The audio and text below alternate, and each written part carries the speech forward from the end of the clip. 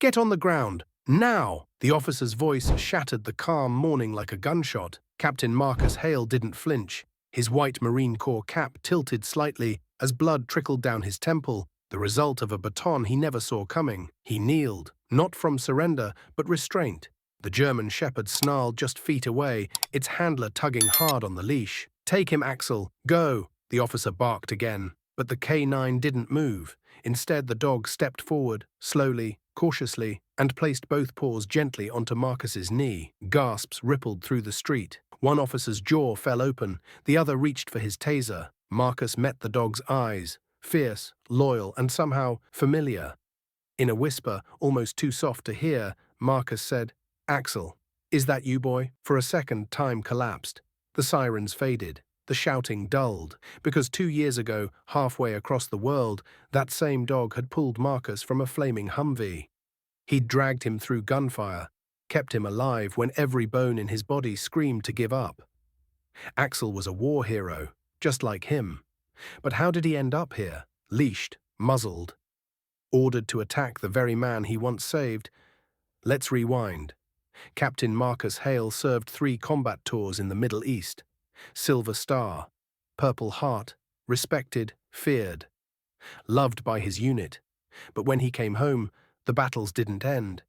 PTSD, lost brothers, nightmares that no medal could heal.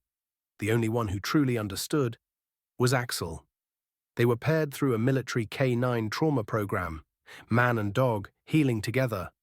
But when Axel was reassigned after Marcus left active duty, transferred to civilian law enforcement, Marcus lost the only soul who'd seen him at his weakest, and stayed.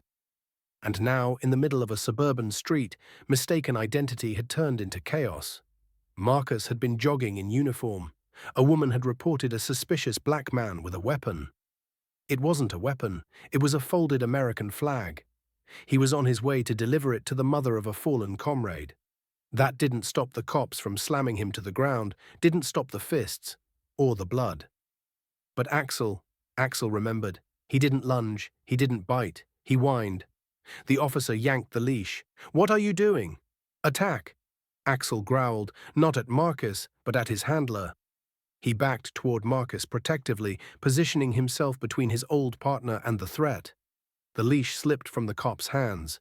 Axel moved beside Marcus and sat.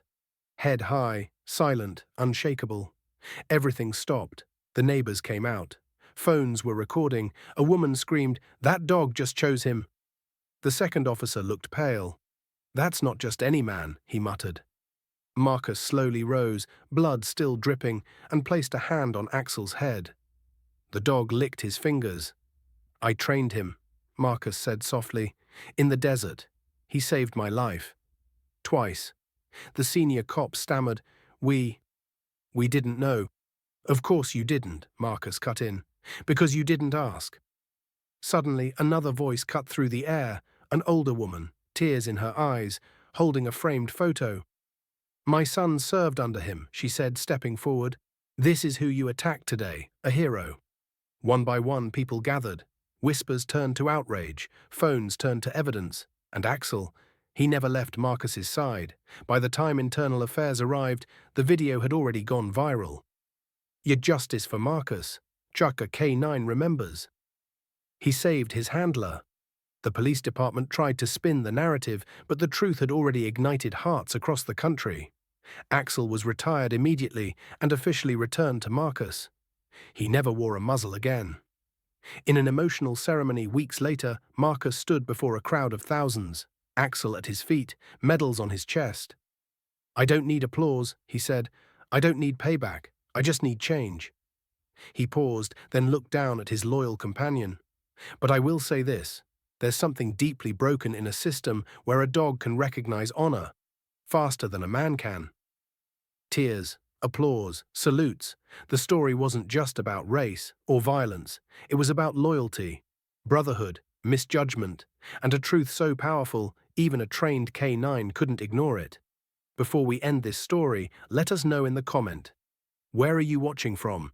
If this story touched you, subscribe to the channel and hit that like button and drop a karma in the comments below.